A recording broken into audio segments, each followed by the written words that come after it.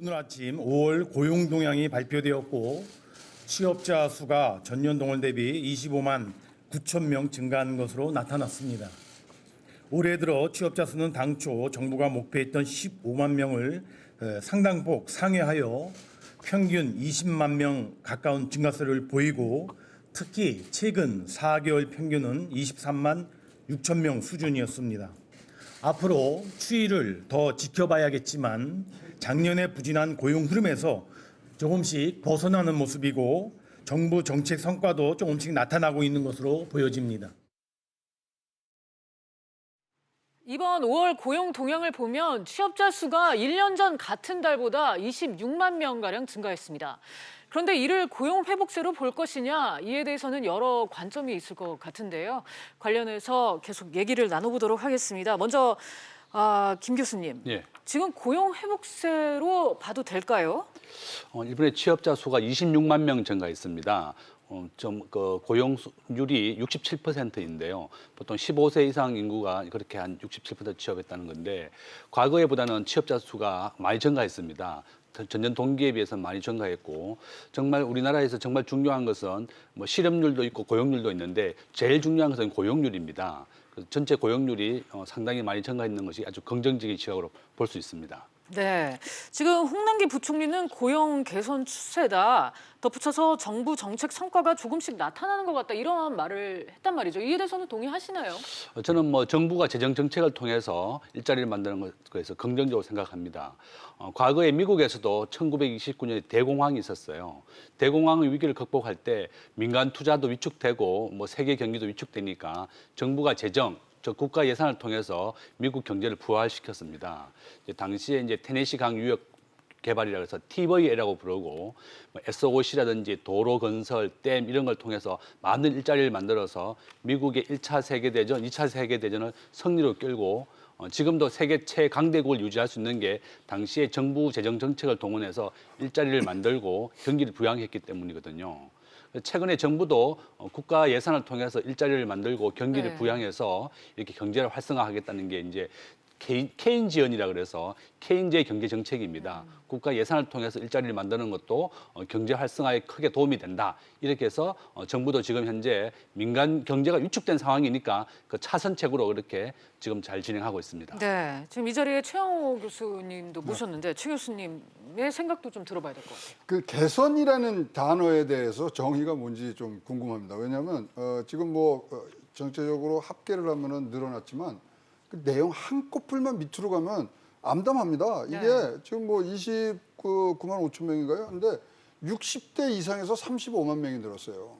과연 이게 우리나라 국가의 생산성과 연결이 되느냐죠. 자, 60대 이상의 35만 명이 어딜 갔겠습니까? 재정에서 지원하는 그런 단기성 알바에 지금 취업이 됐고요. 사실 우리가 제일로 중요시 보는 것은 36시간의 근로시간, 즉 양질의 근로시간을 한 달에 갖고 가느냐 마냐의 이제 부분이 있는데요. 주간 36시간 이상의 근로자 중에 38만 명이 줄어듭니다. 네.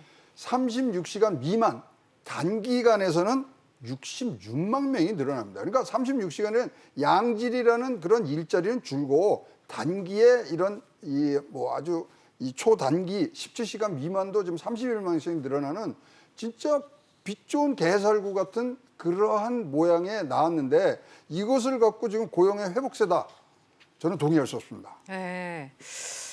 지금 우리가 오늘 이 자리에서 김대중 교수님 그리고 최영호 교수님 두 분 모시고 얘기하고 있는데 시청자 여러분들도 이 취업자, 이 일자리와 관련해서 의견 있으시면 지금 당장 100원 유료 문자 샤프 3698로 의견 주실 수 있습니다. 지금 바로 많은 참여 부탁드리겠습니다. 사실 취업자 증가폭이 회복된 상황, 이 이면에는 부정적인 부분들도 혼재돼 있기는 합니다. 먼저 이 제조업 상황인데요. 이 부분에 대해서 최 교수님, 제조업 취업자 수가 14개월 연속 감소세입니다. 그렇습니다. 이게 사상 최장기라고요? 그럼요. 지금 외환위기나 이럴 때보다 더 이제 길어졌고요. 전달에도 5만 3천 명이 줄었는데 이번 달엔 7만 3천 명이 늘었습니다. 세 가지로 봐야 되는데 사실 이제 구조조정 등이 이제 많이 일어나고 있고요. 그런 구조조정이 일어났을 때 재취업을 할 수 있는 부분들이 굉장히 우리나라는 취약합니다. 거기다가 지금 우리나라에 요번에 조사를 해봤더니 노동 시간이 1.2시간이 지금 줄고 있습니다. 뭐 여러 가지 이유가 있겠죠. 그런데 1.2시간이 줄으면 우리나라 2,732만 이 근로자의 1.2시간을 줄여서 월 평균으로 얼마 정도가 우리가 소득이 감소가 되냐면요. 12조가 감소하고 있는 겁니다. 그만큼 근로시간이 지금 줄고 있다는 아주 냉엄하고 엄중한 경제 위기의 신호를 지금 고용률 0.1% 오른 거거든요. 그것을 갖고서 지금 경제가 회복되고 있다. 고용이 개선되고 있다. 정말 드릴 말씀이 없는 그런 지금 뭐 암담한 심정으로 여러분께 이 정보를 드립니다. 네. 이에 대해서 김대중 교수님은 어떻게 생각하시나요? 저도 뭐 우리 제조업이 위축되고 있는 것은 사실입니다. 지금 현재 30대하고 40대 이제 고용률이 한 76%, 78%입니다.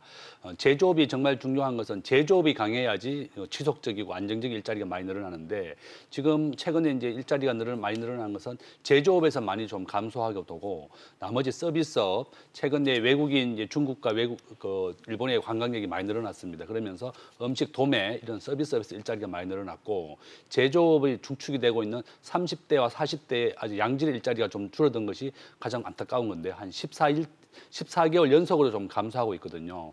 그래서 우리나라는 석유, 그다음에 석유, 화학, 철강 이런 제조업의 강국입니다. 세계 최고의 강대국 중 제조업의 강국인데 이런 제조업에서 일자리가 좀 줄어들고 또 30대와 40대의 고용률이 한 76%에 머물러 있다는 것이 좀 안타까운 사실이지만 일단 뭐 가장 또 일자리를 많이 만드는 부분은 또 서비스업이에요. 네. 또 그런 시각도 있습니다. 예. 지금 한 가구의 가장 역할을 하는 생산성을 높일 핵심 계층인 30, 40세대의 고용이 흔들리고 있다는 건데 이게 지금 뭐 개선될 여지는 없는 건가요? 교수님? 그래서 이제 저는 제일 좋은 방법이 정부에서도 기업들이 일자리를 만드는 정책이 일하기 친기업적인 정책을 많이 하면 됩니다. 지금 현재 우리나라가 이제 법인사가 25%인데요. 미국은 21%입니다. 네. 미국은 법인세를 내렸고 우리나라는 법인세를 올렸어요. 또 우리나라의 경쟁국인 홍콩과 싱가포르는 법인세가 15%입니다. 우리보다 많이 낮은데요. 이와 같이 기업들이 일하기 좋게 또 기업하기 좋은 환경을 만들어줘야 됩니다. 또 기업 규제도 좀 많이 없애고 공유 경제 같은 경우도 굉장히 이제 우리나라는 진일보하지 못하고 지금 현재에 머물러 있는 상태입니다. 그래서 이런 경제 정책도 기업 일하기 좋고 또 친노동 정책 정부가 한노총이나 민노총에 대해서 너무 강성 노조에 대해서 편을 많이 들고 있어요. 우리나라는 뭐 정리해고 경영상의 이유가 아니면 절대 해고도 못하게 되어 있거든요. 그래서 우리나라 전 세계 유일하게 정규직과 비정규직으로 나눠지고 있습니다. 다른 나라는 정규직과 비정규직 자체가 없고 굉장히 해고와 채용이 쉽고 네. 또 탄력적인 노동 정책을 하고 있습니다. 우리나라는 일단 한번 채용하게 되면 절대 해고가 불가능하기 때문에 경영상의 이유가 아니면 굉장히 해고가 어렵습니다. 그래서 이런 친노동적인 정책을 좀 바꿔서 친기업적인 정책으로 바꿔야 되고 기업도 법인세를 좀 낮추어서 일자리를 좀 많이 만들게. 트럼프는 일자리를 굉장히 많이 만들었습니다. 전 세계에 나가 있던 미국의 기업들을 다 미국으로 다시 불러들이고 있거든요. 중국에나 해외에 있던 기업들을 다 했고 LG화학이 최근에 미국에다 공장을 지었고 LG전자나 현대자동차가 다 미국에 공장을 짓고 있어요. 이와 같이 우리나라에 들어오는 외국인 투자보다 우리나라가 나가는 게 3배나 많습니다. 네. 그러니까 그게 해외 직접 투자라고 부르는데요. 외국인 직접 투자 이렇게 부릅니다. 그래서 포린 디렉트 인베스트먼트라고 부르는데 네. 이런 FDI 우리나라 들어오는 유입되는 게 유출이 3배나 많다는 것은 그 정도로 우리나라 기업이 기업하기 어려운 환경이다 이렇게 볼 수 있습니다. 네. 자, 최 교수님, 이런 까닭에 정부의 일자리 정책의 초점이 좀 잘못돼 있는 거 아니냐 이런 얘기도 나오던데요. 그렇습니다. 지금 30, 40대가 줄고 있는 문제 이거 굉장히 큰 문제인데요. 네. 이것은 바로 우리나라의 잠재 성장력에 지금 이 굉장히 약화를 갖고 올 수밖에 없습니다. 우리의 근간인 30, 40대가 성장 잠재력을 높여줄 수 있는 허리 역할을 해주는 부분들이 지금 약화가 되고 있고요. 그 이외에 지금 늘어나고 있는 숫자상으로만 늘어나고 있는 부분들은 다 60대. 이런 굉장히 단기 알박성, 즉 복지적인 일자리밖에 지금 늘어나지 않은 부분들이 자꾸만 쌓이면 제조업에 지금 계속되는 14개월 이상의 취업자 감소와 더불어서 우리의 앞에 진짜 질 좋은 선량한 고용 개선이 굉장히 멀어지고 있다고 판단할 수밖에 없습니다. 네. 지금 무엇보다 관심을 가져봐야 할 지표가 실업률입니다. 올해 들어서 5개월째 4%대를 유지하고 있습니다. 김 교수님, 예. 이거는 심각한 거 맞지 않습니까? 이게 좀 심각한 상황입니다. 네. 실업자는 이제 일주일에 1시간 이상을 일하지 않으면 실업자로 통계되고 또 실업자보다 더 중요한 것은 내가 원서를 여러 번 냈는데 면접을 보러 오라고 하는 데가 없어서 네. 아예 원서를 안 내면 이것은 네. 실업자에 속하지도 않습니다. 실업자라고 하는 것은 원서를 냈는데 네. 자기가 자꾸 떨어지는 것이 실업자거든요. 네. 이렇게 구직 포기자가 한 50만 명 가까이 네. 돼요. 그러니까 아예 원서도 안 내고 구직을 포기했다는 거죠. 네. 그다음에 실업률은 한 114만 명 좀 되는데요. 이게 굉장히 일자리를 찾고 있는데도 계속 그 일자리를 못 구하고 있는 게 114만 명입니다. 그래서 우리나라 전체 경제 활동 2,800만 명 중에 114만 명이 유지되면서 4%대를 유지하고 있는데 네. 어떤 정부에서든지 이렇게 일자리를 많이 만들고 실업률을 줄이는 것이 굉장히 중요한 역할입니다. 그래서 정부는 좀 실업자 좀 감소하는데 더 많은 영향을 좀 유지해야 되겠다. 네. 정부 정책을 이렇게 일자리를 더 많이 만드는 정책으로 좀 바꿔야 되겠습니다. 네, 일단 여기까지 얘기를 진행하고요. 지금부터는 약간 다른 얘기 해보겠습니다. 지금의 고용 여건, 또 올 1분기 한국 경제가 역성장한 부분, 이런저런 상황을 듣고 정부의 소득주도 성장 정책 논란이 재점화되고 있습니다. 과거 노무현 정부에서 노동부 장관을 지낸 김대환 인하대 명예교수는 정부의 소주성 정책을 정면으로 비판하고 나왔는데요. 잠깐 보고 돌아오겠습니다. 이거 어슴푸레하게 그렇게 얘기를 하니까 이게 뭐 선거에서 이게 좀 뭐 좀 되겠다 싶어가지고 아주 급조해가지고 그 키워가지고 하다 보니까는 지금 이제 소득주도 성장은 아주 괴물이 지금 이제 나타나는 겁니다. 뭐 대통령이 좀 그 생각을 바꾸는 게 그 제일 빠르긴 할 텐데 뭐 이야기하신 대로 별로 그럴 가능성도 저는 잘 안 보인다고 저도 이렇게 생각을 합니다. 최 교수님, 네. 이 김대환 전 노동부 장관의 발언 어떻게 들으셨나요? 지금 뭐 우리 그 굉장히 이 정제된 말씀만 지금 골라서 하시는데 네. 그날 나온 얘기 조금 더 들려드릴게요. 네. 소득주도 성장 엉터리다. 아, 어설픈 진보와 개념 없는 정치가 만나서 소득주도 성장이 국가 핵심 정책이 됐다. 네. 더 뭐 이 혀를 찰 수밖에 없는 것은 기본이 안 된 친구들이 국정을 담당해서 화가 난다. 아, 이런 아주 극렬히 이것에 대해서 신랄하게 비판을 비판을 했는데요. 하면서 네. 소득주도 성장은 조악한 분배 정책이고 생산과 분배를 한꺼번에 해결한다는 그 자체가 잘못됐다. 네. 한 번에 두 문제를 약화시키고 있다. 그래서 김대환 이제 뭐 전 노동부 장관은 뭐 노동 쪽으로 경제학 박사님이시면 하지만은 지적을 하면서 결국은 정책이 바뀌어야 된다. 정책 네. 바꾸는 근본에는 노동 개혁이 있어야 되고 노동 개혁의 근본은 우리나라가 갖고 있는 이중적 구조. 아까 김 교수가 지적한 듯이 정규직 비정규직의 그런 이중적 구조를 타파함으로써 노동 개혁이 시작되고 그것을 바꿀 수 있는 사람은 국가 지도자의 의지다. 네. 이런 표현을 했는데요. 뭐 이 구구절절히 뭐 맞는다는 표현보다 우리에게 경각심을 일으키고 네. 실질적으로 이런 정책 기조를 바꾸지 않고 특단의 조치를 취하지 않으면 우리나라가 경제 위기에 들어갈 수 있다는 전문가들의 얘기를 좀 들으셔야 되는 네. 그런 엄중한 시점에 우리는 와 있다. 이런 이 느낌을 들은 김대한 네. 전 장관의 강의였다고 생각을 합니다. 네, 지금 되게 비슷한 의견을 주신 지금 시청자 한 분 계십니다. 6348님인데 정부가 바라보는 현실은 어디입니까? 제가 속해 있는 현실은 아니죠. 이렇게 반문을 해주셨습니다. 김 교수님은 네. 지금 이 소득주도 성장, 우리 네. 지금 일자리 정책하고도 맞물려 있는 건데 좀 어떻게 평가하세요? 이제 소득주도 성장은 임금주도 성장이라고 똑같이 말할 수 있는데요. 네. 임금을 올려서 근로자들에게 급여를 많이 올려주면 근로자들이 많은 급여를 가지고 소비를 많이 하기 때문에 이것이 다시 경제를 활성화로 이어질 것이다 이렇게 했는데 뭐 이렇게 이론과 실제가 좀 맞지는 않아서 좀 안타깝습니다. 네. 저는 이제 김대환 노동부 장관이 노무현 대통령 시절에 노동부 장관을 역임했었고 문재인 대통령하고도 같이 일을 많이 했던 분이에요. 근데 지금 현재 그런데 이제 문재인 정부에 대해서 굉장히 비판적인 시각을 했고 여기 했던 장소가 바른미래당의 의원 워크숍이었습니다.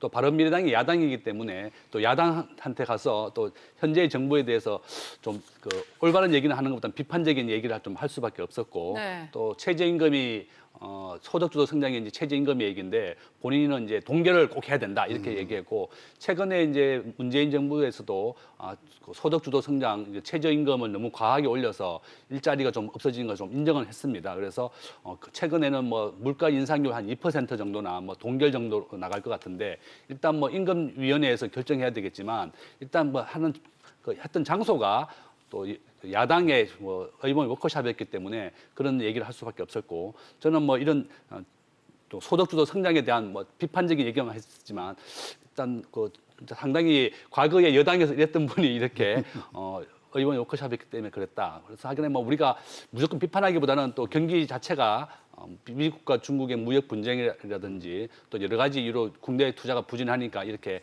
뭐 비판적인 했던 것으로 볼 수 있습니다. 네, 저희가 네 뭐 말씀하시죠. 여기 오기 전에 네.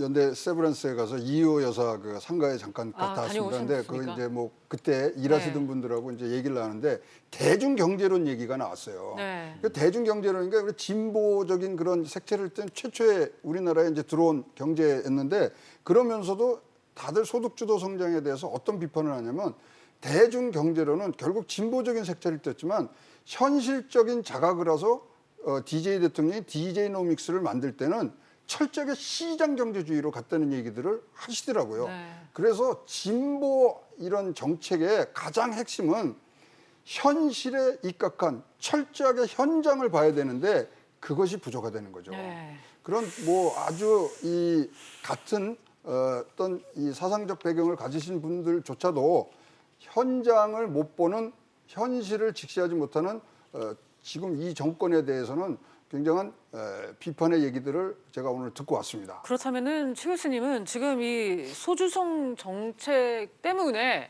지금 일자리 참사가 일어나는 것이다 그렇게 보시는 건지요? 아니 뭐 꼭 그게 아니고 네. 지금 뭐 소득 주도 성장이 이제 최저임금 인상하고 그게 뭐 동격이 아니라 네. 여러 가지 소득 주도 성장에 많은 내용이 있습니다만은 네. 가장 대표적으로 되다 보니까 소득 주도 성장의 이 최저임금이 꼭 모든 원인을 제공한 것 같습니다만은 네. 일단은 최저임금 인상으로 인해서 일자리가 줄어드는 것뿐만 아니라 소득의 불균형이 네. 거꾸로 더 커지는 부분들이 생기거든요. 결국은 최저임금 인상으로 해서 일자리가 줄어든 것은 분명하다. 네. 왜냐하면 그거는 근로소득에서 볼 수가 있는 겁니다. 근로소득이 지금 사실 우리가 늘어난 것 같은데 1분위, 2분위 계신 분들은 근로소득이 줍니다. 네. 왜냐하면 일자리도 없어지지만 아까 말씀드린 대로 일하는 시간이 줄었어요. 그러다 보니까 근로소득조차도 이제는 줄어드는 오히려. 그런 현황에 들어왔기 때문에 네. 전부 다 이 뭐 최저임금이 잘못돼서 소득주도 성장이 안 된다. 이것은 뭐 팩트는 아니라고 생각하지만 촉발제 역할은 충분히 했다고 생각을 합니다. 네. 김 교수님은 어떻게 보시나요, 이 상황을? 이게 꼭 이제 그것만은 그렇지는 않다. 이제 최근에 이제 경제권이 어려워진 상황이 대내적인 여건과 대외적인 여건이 있는데요.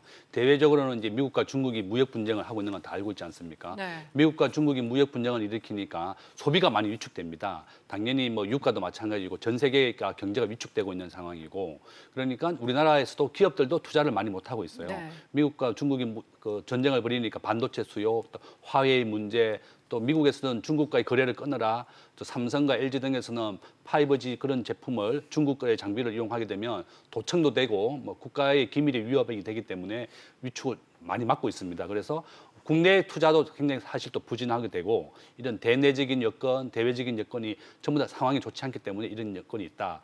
물론 저도 이제 그 소득주도 성장에 대해서는 좀 문제는 좀 있습니다. 네. 이것이 이제 물가라고 하는 인상률이 2%인데 이때 최저임금만 최근 2년 동안에 주유 수당을 포함하게 되면 55%는 올랐어요.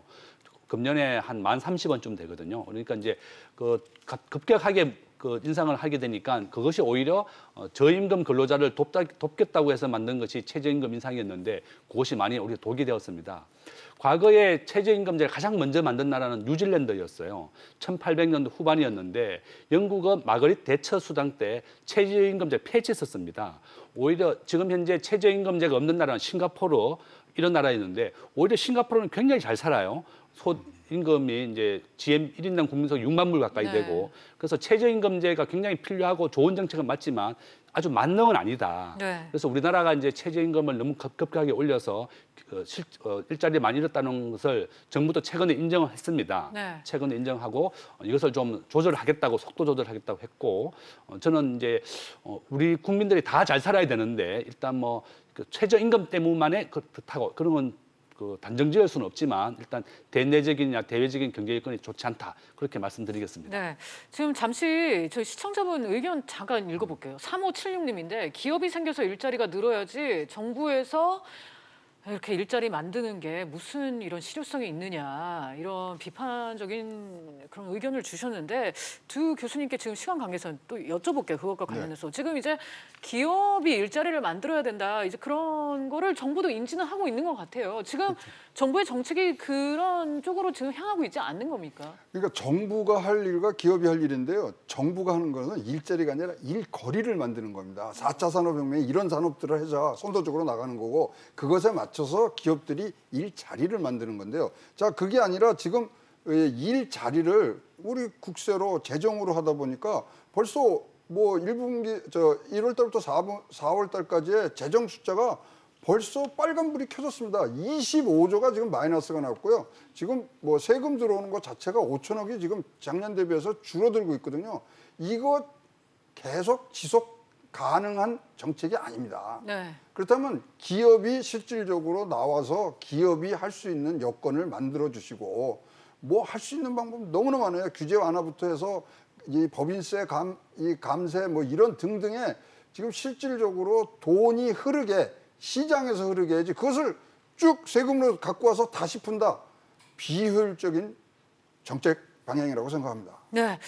마지막으로 김 교수님께도 같은 질문 할게요. 예, 뭐 가장 좋은 방법은 물론 이제 민간 경제를 통해서 일자리를 만드는 건데 아까 앞에서 말씀드린 같이 미국이나 전 세계에서 일자리가 국내 투자라든지 대내적인 대외적인 여건이 좋지 못하면 국가 재정을 통해서 일자리를 만드는 게 대안입니다. 네. 물론 이제 국내 투자가 지금 현재는 부진한 상황이기 때문에 국가 재정이 이제 올해는 한 470조, 내년에 한 500조쯤 되거든요. 그래서 SOC 산업 또 일자리 길을 닦고 고속도로를 건설하고 이 SOC 산업을 만들고 또 서비스 사업을 만들면 정부에서 일자리를 만들 수 있습니다. 네. 물론 저는 이제 가장 좋은 방법은 민간 기업을 통해서 일자리다. 네. 그렇지만 민간 기업이 투자를 못하고 또 해외 유출이 많은 상황에서는 국가 재정 예산을 통해서 네. 일자리를 만드는 것이 차선의 정책이다. 저는 네. 그렇게 말씀드리겠습니다. 알겠습니다. 오늘 나온 이 5월 고용 동향과 관련해서 최양호 교수 그리고 김대중 교수와 함께 자세하게 얘기 나눠봤습니다. 오늘 말씀 여기까지 듣겠습니다. 감사합니다.